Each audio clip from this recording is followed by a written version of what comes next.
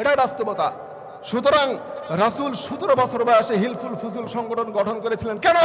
সমাজের মধ্যে অত্যাচার, কোন জেনাকারিনী কোনো ধরনের খারাপ অবৈধ বিষয় কাজ চলতে পারবে না, আর এটাকে প্রতিহত করবে একা একা সম্ভব নয়।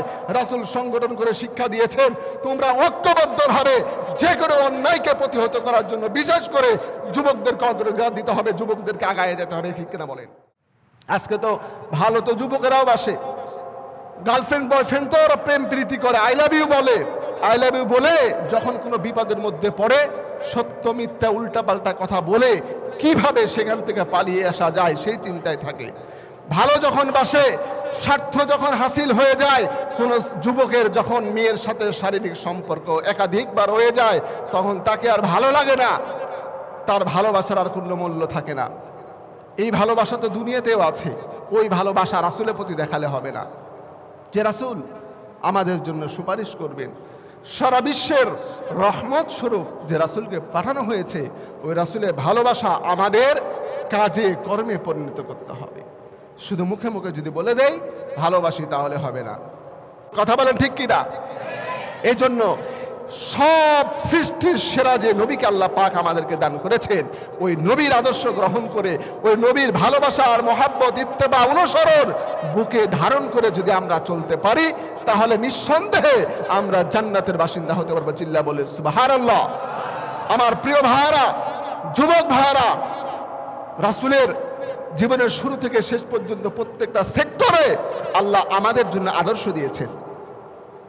আমার ভাইরা, রাসূলের বয়স যখন 17 বছর হলো, তিনি দেখলেন মক্কা নগরীতে এক বংশ আরেক বংশের সাথে সর্বদা ছোট ছোট কারণ নিয়ে ঝগড়া বিবাদ করে, অত্যাচার জুলুম করে। এই জন্য তিনি চিন্তা করলেন এই জুলুম নির্যাতন কিভাবে বন্ধ করা যায়। এটা চিন্তা করে তিনি যুবকদেরকে ডাকলেন, ও যুবকেরা ভালো করে কান পেতে শুনে রাখো, তোমাদেরকে ইসলামের জন্য কি করতে হবে।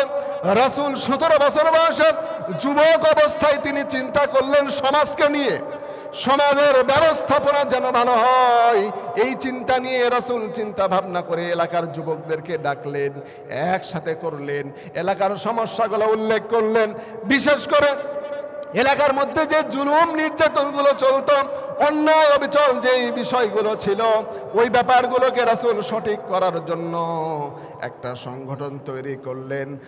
যুবকেরা ভালো করে খেয়াল করো, 17 বছর বয়সে রাসূল সমাজকে পরিবর্তন করার জন্য হিলফুল ফুজুল নামক সংগঠন তৈরি করে ফেললেন যুবকদেরকে সাথে নিয়ে।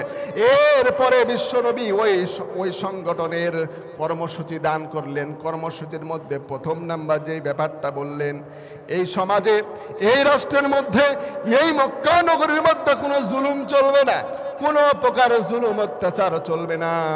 এই জুলুম অত্যাচারগুলোকে প্রতিহত করার জন্য ও যুবকেরা তোমরা ঐক্যবদ্ধভাবে হিলফুল ফুজুল নামক সংগঠনের মাধ্যমে এলাকার মধ্যে ছড়িয়ে দিতে হবে। কোনো মানুষ অপর আরেকজন মানুষের সামনে কখনোই কোনো প্রকার অত্যাচার জুলুম করতে পারবে না। সুবহানাল্লাহ বলেন। এই যুবকেরা, তোমরা শুধু গার্লফ্রেন্ডের পিছনে সময় ব্যয় করছো, তোমরা শুধু খারাপ বন্ধুদের সাথে আড্ডা দিয়ে সময় অপচয় করছো। এই যে সংগঠন এত সংগঠনের কথা বলা হয়, এই সংগঠন কিন্তু এমনি এমনি হয় নাই। আমাদের মোহনপুর থানাতেও একটি সংগঠন আছে, ইত্তেহাদুল উলামা, আলেমুল আমাদের এবং হাফেজদের সংগঠন। এই সংগঠনের জন্য অনেকে কটূক্তিমূলক কথা বলে, কিসের সংগঠন, এগুলো কি দরকার আছে? রাসূলের আদর্শ থেকে এটা নেওয়া। সমাজের মধ্যে সকল প্রকার জুলুম, অত্যাচার, নির্যাতন, নিপীড়ন, মদ, জুয়া, ঘুষ ইত্যাদিকে বন্ধ করতে যুবকদেরকে ঐক্যবদ্ধ হয়ে সংগঠনের ছায়াতলে এসে এগুলো প্রতিহত করতে হবে। ঠিক কিনা বলো? যুবক ছাড়া কে করবে এটা? আমার ভালোভাবে মনে আছে, আমি যখন ছোট, অনেকে হয়তো বা জেনে থাকবেন, কেশরহাটের মধ্যে একটা ঐক্যবদ্ধ সংগঠন মুবাল্লিক ভাইদের ছিল, দুরমুশ কমিটি নাম দিয়েছিল, মেবি সম্ভবত। এই কমিটির লোকদের কেউ জানেন কি এখানকারা? এ ব্যাপারে কেউ অবগত আছেন কিনা আমি বলি। এই সংগঠন তারা কাজ করতে, আমার আব্বাও সেখানে ছিলেন। তাদের কাজ ছিল আমাদের কেশরহাটে কোনো মদখোর, গাঁজাখোর, চুয়ানিখোর, কোনো মাগিবাজি এ ধরনের অনৈতিক কাজ কেশরহাটে অন্তত করতে দেওয়া হবে না। ঠিক কিনা বলেন? এবং আমরা দেখেছি রাত্রিবেলা লাঠি নিয়ে এই যুবকেরা, এই সকল মানুষেরা পুরা এলাকার মধ্যে টহল দিয়েছে, ওই সময় আমার ভালোভাবে মনে আছে একটা কোনো গাঁজাখোর, চুয়ানিখোর, কেশরাটে গাঁজা খাওয়ার সুযোগ পায়নি। ঠিক কেনা বলো? এটাই বাস্তবতা। সুতরাং রাসূল 17 বছর বয়সে হিলফুল ফুজুল সংগঠন গঠন করেছিলেন। কেন? সমাজের মধ্যে অত্যাচার, কোনো জেনাকারিনী কোনো ধরনের খারাপ অবৈধ বিষয় কাজ চলতে পারবে না, আর এটাকে প্রতিহত করবে একা একা সম্ভব নয়।